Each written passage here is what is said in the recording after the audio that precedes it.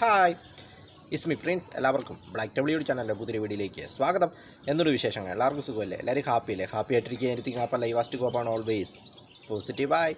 അപ്പം നമ്മളിന്ന് നോക്കുന്നത് വടകര സ്പെഷ്യാലിറ്റീസ്, വടകരയുടെ പ്രത്യേകതകൾ. അപ്പോൾ അതിനെക്കുറിച്ചാണ് നമ്മൾ നോക്കുന്നത്.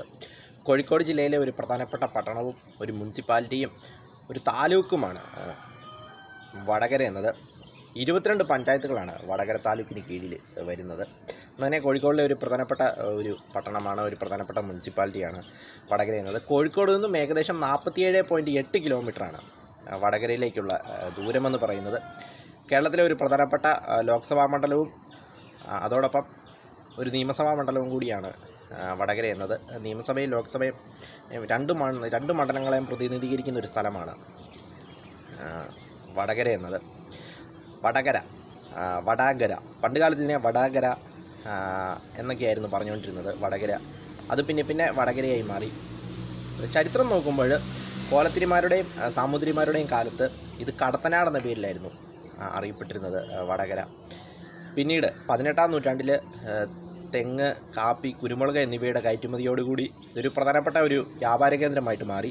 പിന്നീട് ബ്രിട്ടീഷ് ഭരണകാലത്ത് മദ്രാസ് സംസ്ഥാനത്തിൻ്റെ മലബാർ ജില്ലയുടെ വടക്കേ മലബാറിൻ്റെ ഭാഗമായിരുന്നു വടകര എന്നത്. അങ്ങനെ നിരവധി പ്രത്യേകതകളുള്ള ഒരു സ്ഥലമാണ് വടകര എന്ന് പറയാം.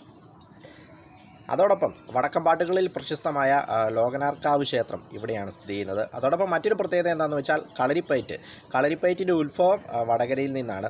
ഇവിടുത്തെ ടോട്ടൽ ഏരിയ എന്ന് പറയുന്നത് 27.33 കിലോമീറ്റർ സ്ക്വയറാണ്. ഇവിടുത്തെ പോപ്പുലേഷൻ എന്ന് പറയുന്നത് 75,295 ഇവിടുത്തെ ജനസംഖ്യ എന്ന് പറയുന്നത്.